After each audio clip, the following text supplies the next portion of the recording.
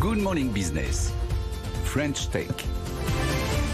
6h45 sur BFM Business et sur AMC Découverte. C'est l'histoire d'une start-up qui grossit, qui rachète ses concurrents, qui lève 150 millions d'euros et maintenant qui rachète une filiale d'un groupe industriel. Vincent Briand, bonjour. Vous êtes le président et cofondateur de Deepkey. Vous êtes une green tech, un spécialiste de l'efficacité énergétique dans l'immobilier. Vous allez reprendre une filiale de Vinci qui s'appelle Nuco. Est-ce que c'est pas la grenouille qui se veut plus grosse que le bœuf quand on en est à racheter des filiales d'industriels?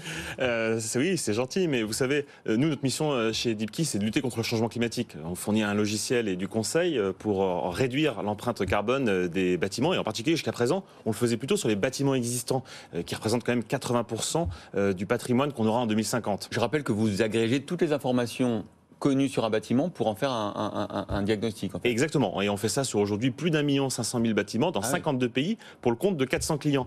Mais jusqu'à présent, on était sur les bâtiments existants. Et comme vous l'avez dit, la dernière fois que vous m'avez reçu pour la levée de fonds, je vous avais annoncé qu'on faisait ça pour se développer aux États-Unis et puis pour racheter des briques technologiques qu'on n'avait pas. Et Nuco, c'est tombé sous le sens. Pourquoi ? Parce que notre mission, c'est de faire en sorte d'avoir un impact et d'être le tiers de confiance de l'immobilier en France et dans le monde. Et Nuco propose une technologie, c'est une véritable pépite qui permet d'aider à réduire l'empreinte carbone des bâtiments. Sur les bâtiments neufs, plutôt, c'est ça. Exactement. Là, vous aurez tout le cycle, en fait. Ouais. Exactement. Quand on fait des choix au quotidien, tous, pour venir ici sur le plateau de BFM, par exemple, l'empreinte carbone ne sera pas la même si je prends mon vélo, je viens en transport en commun ou je viens en voiture. Vous êtes venu comment ? En taxi électrique. Ah, taxi électrique. Ah, bravo. C'est pareil pour la construction.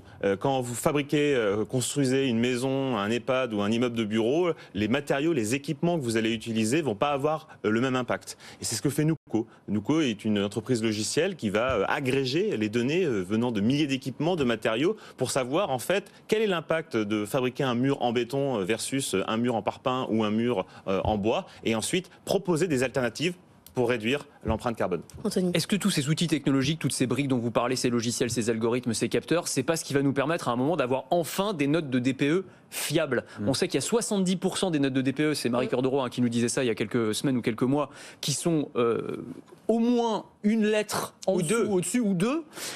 Est-ce qu'avec ce genre de technologie, on pourrait avoir enfin quelque chose de normé, de structuré et de non falsifiable? C'est vrai que les méthodes de DPE changent d'un pays à l'autre. Si vous n'êtes pas content avec le DPE de votre maison, vous appelez un autre diagnostiqueur, vous aurez peut-être la chance d'avoir une meilleure note. Donc c'est vrai que c'est pas fiable aujourd'hui. Le problème, c'est que c'est réglementaire.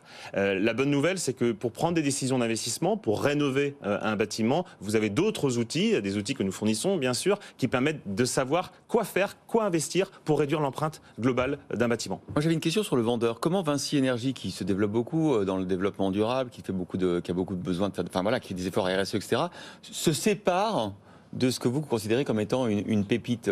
Pourquoi est-ce qu'on va vendre Nuco? C'est une très bonne question. En fait, c'est suffisamment rare pour être noté. Vinci a réussi à créer une entreprise interne, une entreprise technologique qui est une véritable, je le répète, pépite technologique. Ils ont plus de 100 clients, ils ont déjà réalisé 500 chantiers avec cette technologie. C'est une vingtaine d'experts autour de ces questions. Mais si Vinci voulait faire de cette pépite en fait un tiers de confiance, une référence sur le marché, il fallait qu'ils puissent s'en séparer pour que Nuco puisse continuer à travailler avec l'ensemble des c'est acteurs de la l'association filière. avec la marque Vinci qui presque... Aujourd'hui, Nuco travaille avec Vinci, mais aussi tous les concurrents de Vinci. Et pour faire perdurer et donner une garantie un petit peu au marché et aux clients, il fallait s'en séparer. Ils sont rentrés dans votre capital ou pas? Vinci ? Pas du tout, non. Pas du tout, ils ont vendu. Oui, on a racheté 100% des parts à Vinci.